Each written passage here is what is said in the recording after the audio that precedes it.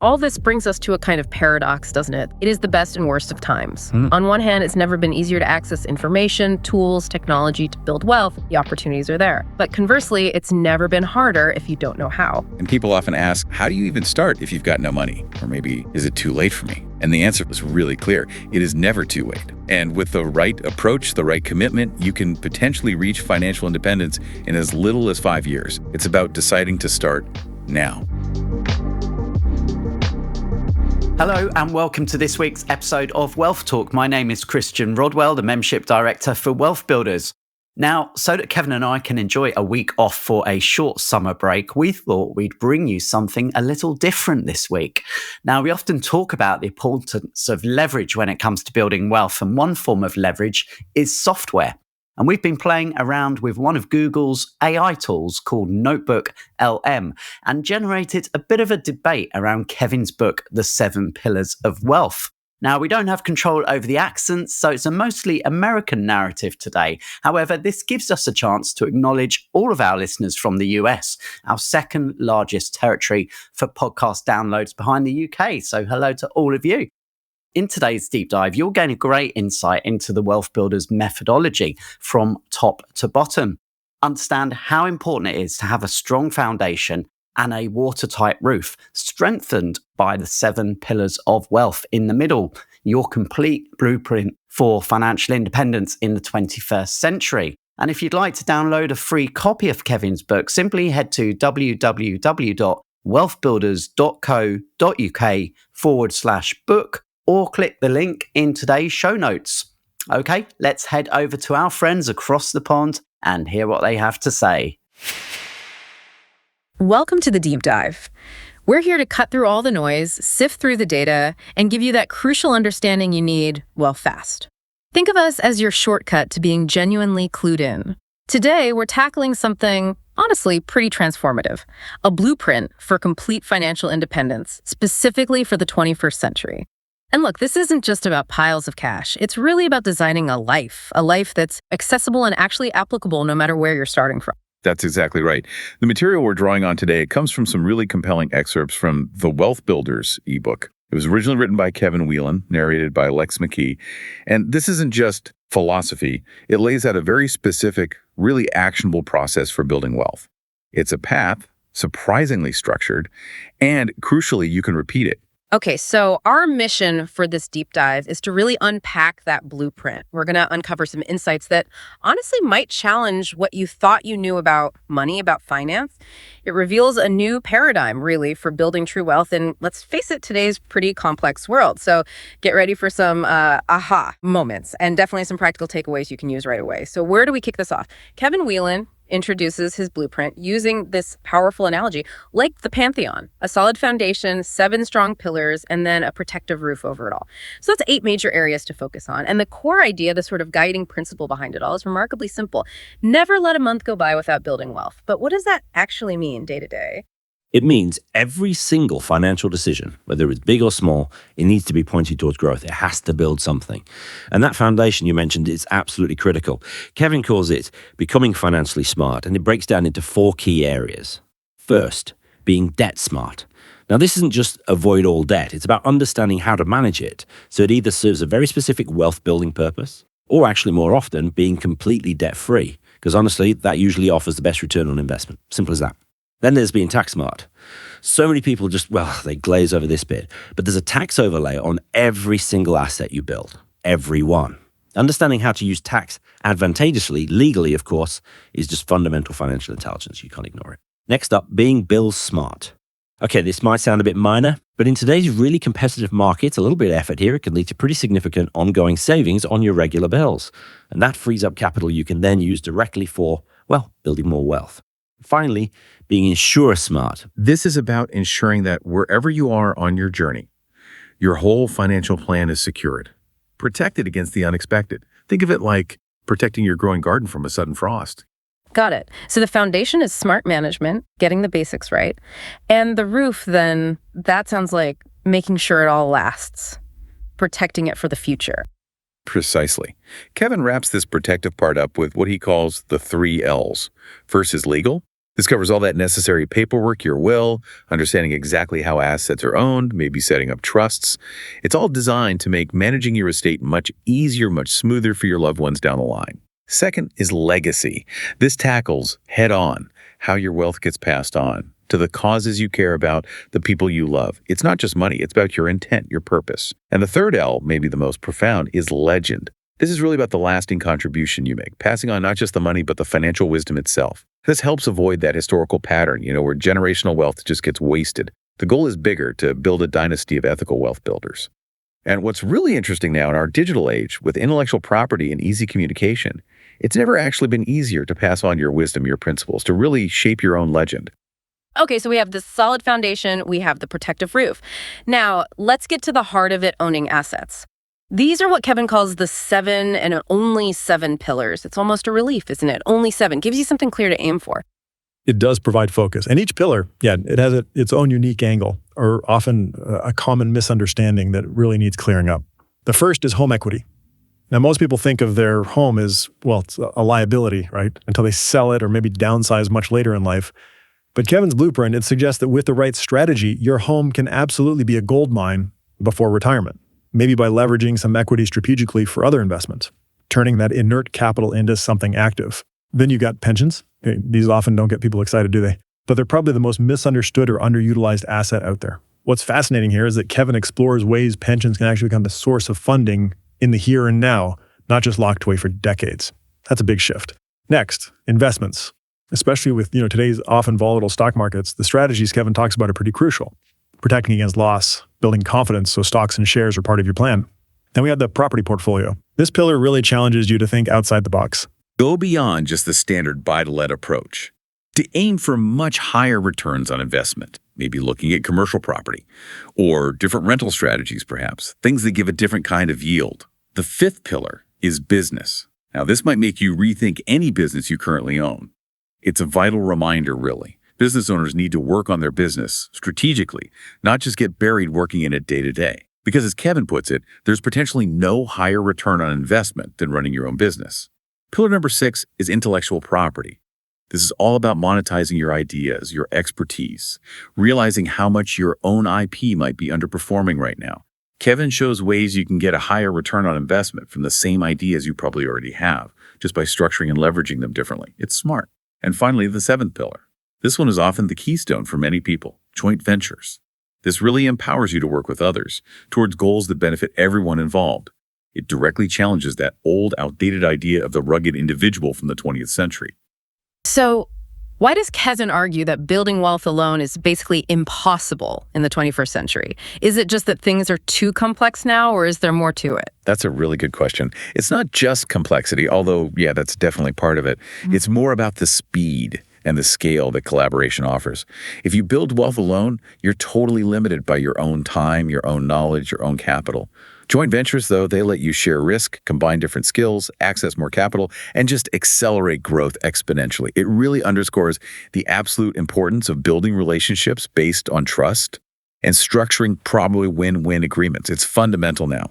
That is a huge shift in thinking right there. From solo effort to collaborative power. And speaking of fundamentals, let's get crystal clear on definitions.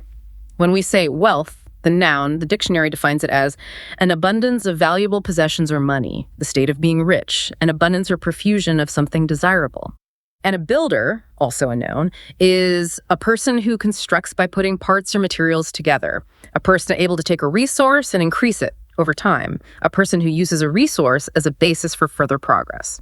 But the source material offers a really unique definition of a wealth builder. It says it's a person of high integrity, committed to financial independence through sharing with like-minded people, and who leaves a great legacy. See, it's not just about accumulating, it's about the integrity, the sharing, the legacy. That's key. And the author, Kevin, he shares his own incredibly powerful catalyst story. Back in 1985, when he was just 25, his father died tragically young, only 46, and he left the family in debt with no will.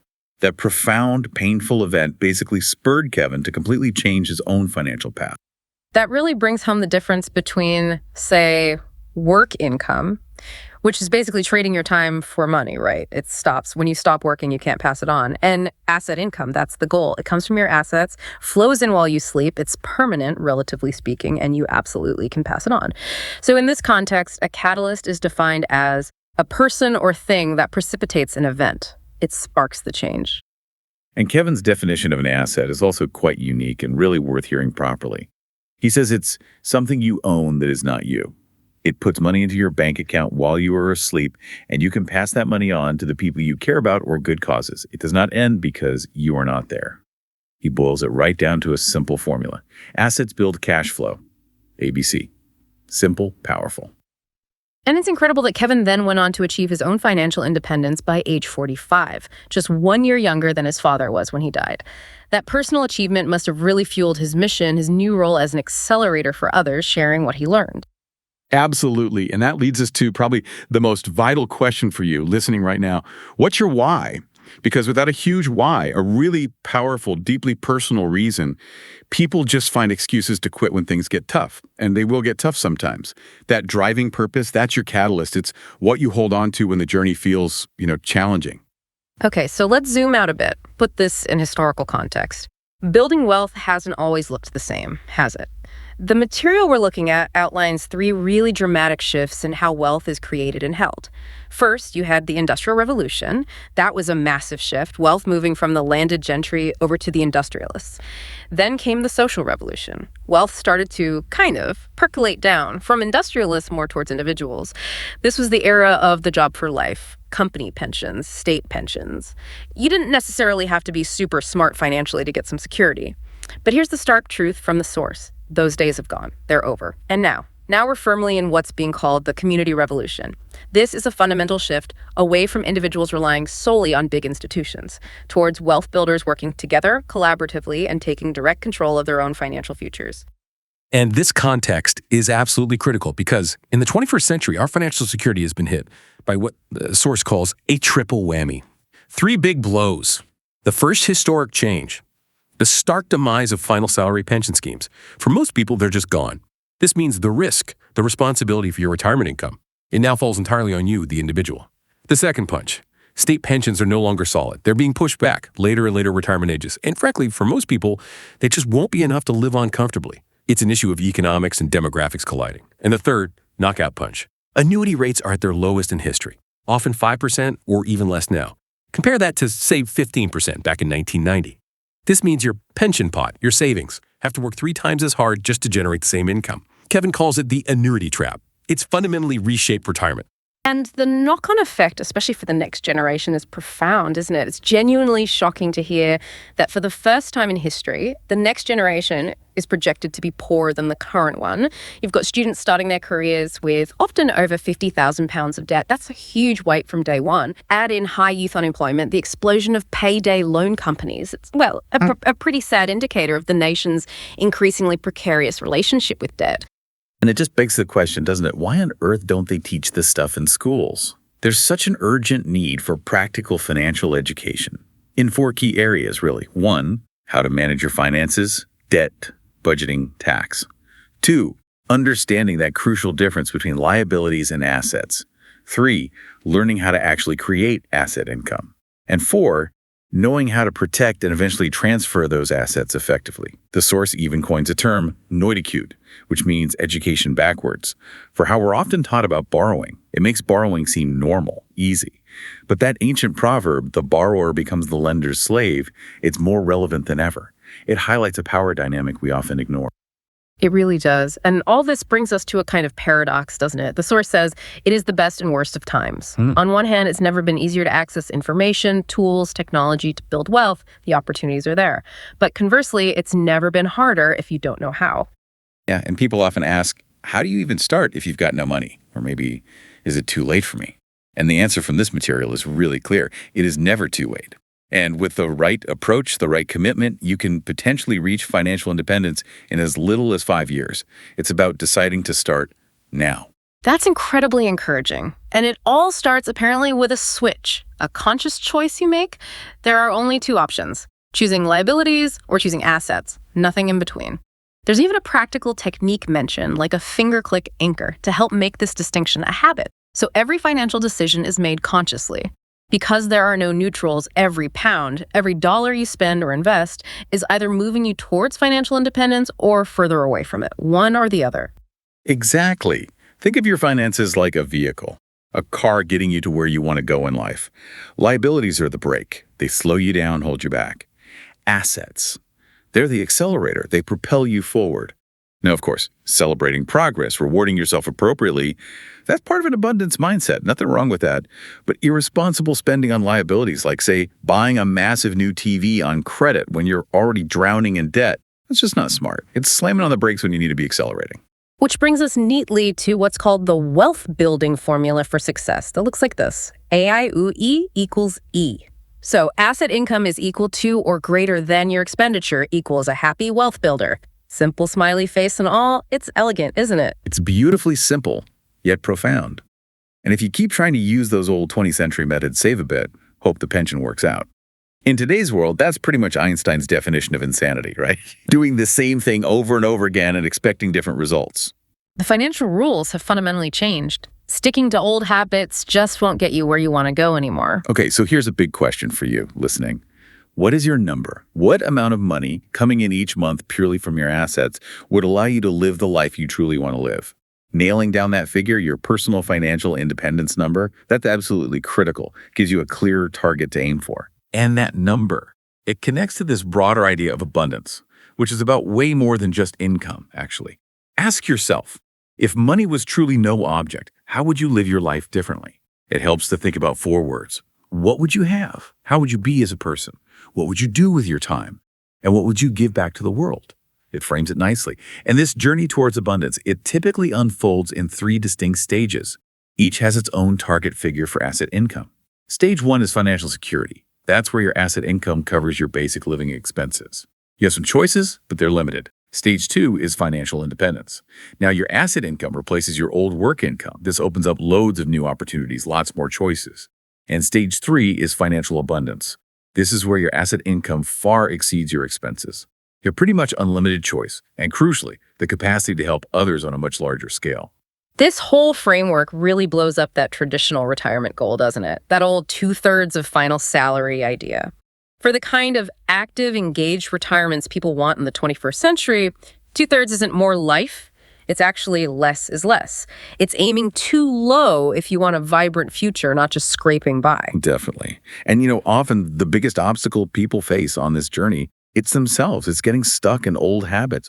Yeah, it reminds me of the analogy used in the material of the Sinclair C5 car. Remember those? Innovative for its time, maybe, but totally unsuited for today's fast-paced, multi-lane financial motorway. It was slow, isolating, only room for one person, and yet, metaphorically speaking, so many people are still trying to drive a C5 financial plan today. It just doesn't work for the journey ahead. That's a great analogy. And it helps explain the 5 C's that trap people. Apparently, only one of these C's is actually good. Most people are consumed. Just too busy with their job or their business to even think about their finances. That's a direct result of being stuck in that work income paradigm. This leads to having no capacity. You give all your best energy, your best thinking to your job, leaving nothing left for your own personal financial strategy. Then there's the increasing complexity of the financial world. Low annuity rates, volatile markets, low bank interest. You have to be more hands-on now. You can't just delegate it all and hope for the best. And the inevitable result of being consumed, lacking capacity, and facing all this complexity, confusion. You just feel overwhelmed. And confused people, they tend to just say no or do nothing. The only positive C here is catalyst, that spark, that why we talked about, that has the power to break through the confusion and drive you forward. So it really boils down to needing a new you, doesn't it? You need to become proactive. You need a new vehicle, a financial plan that actually has space for partners, for mentors, and you need a clear new direction. It's about consciously taking the wheel. Stephen Covey talked about finding your true north, aligning your actions with your core values and your overall strategy. Getting hooked into tactics, chasing the latest hot stock tip or property deal without that strategic compass just means you end up going faster in the wrong direction. Kevin defines 4 GPS points for finding true wealth. Financial abundance, the goal. True north, your values. Sharing, collaboration, and building a legacy, your contribution. These keep you on course. That makes a lot of sense. But finding the right guide, the right mentor, can be tricky, can't it? The financial world often seems structured in these silos, as the source calls them. You go to the bank for a loan, an IFA for investment products, maybe a property guru for property. It's all fragmented. This is precisely why the material argues so strongly for a new kind of mentor. Someone with a multi-pillar approach. Someone who can see the bigger picture, the interconnecting paths between all 7 pillars. Because when you integrate them strategically, maybe use equity from your home to fund a business, or use business profits to build an investment portfolio, you don't just get steady growth, you get this compounding on compounding effect. The results become transformational, not just incremental. It requires a both-and approach, the big strategic overview and specific expert knowledge for each pillar, so you can leverage each asset to build the others. And without that bigger strategic plan, you run the risk of investing time and money in tactical stuff that maybe you're not ready for, or that doesn't actually fit your overall goals. It's like buying expensive engine parts without knowing what kind of car you're building. Precisely. And this entire philosophy, this whole approach, it kind of culminates in something called the New Declaration of Financial Independence. It's a document that members of the Wealth Builders community actually signed. It outlines 7 core values that really define what it means to be a wealth builder committed to this path. Number 1. Taking full responsibility for your own financial future, being hands-on, accountable. 2, conducting your life and your business with the highest integrity. That's non-negotiable. 3, investing time in building lasting, trust-based relationships. 4, actively sharing your knowledge, your lessons learned, the good and the bad. 5, helping other like-minded people who are on the same journey. That collaborative spirit again. 6, keeping values circulating within the community, supporting each other. And finally, number 7, committing to passing on a legacy, together with the principles and the wisdom needed to maintain it and hopefully expand it. So there you have it. When you really break it down, wealth building isn't some mystical art or rocket science. It's more like an applied science. It requires a clear strategy, definitely the right mindset, and embracing that transformative power of community. Absolutely. And look, despite all the challenges in today's economic landscape, and there are challenges for those who choose to be proactive, who choose to adopt these kinds of principles, there really are unprecedented opportunities to build genuine, lasting wealth. The tools and knowledge are more accessible than ever before. So for you, our listener, let's end with a thought to really provoke some action. What's your how much by when? What specific monthly asset income do you need to live the life you truly desire? And by what date will you commit to achieving it? What level of commitment are you really ready to invest in your own future? And what will your story of financial independence look like? Maybe consider which of the ideas we've unpacked today might just be your personal catalyst for taking that next step. Thank you for joining us on this deep dive into financial independence. We hope you enjoyed today's episode. Don't forget that we are constantly updating our resources inside the Wealth Builders membership site to help you create, build, and protect your wealth. Head over to wealthbuilders.co.uk/membership right now for free access. That's wealthbuilders.co.uk/membership.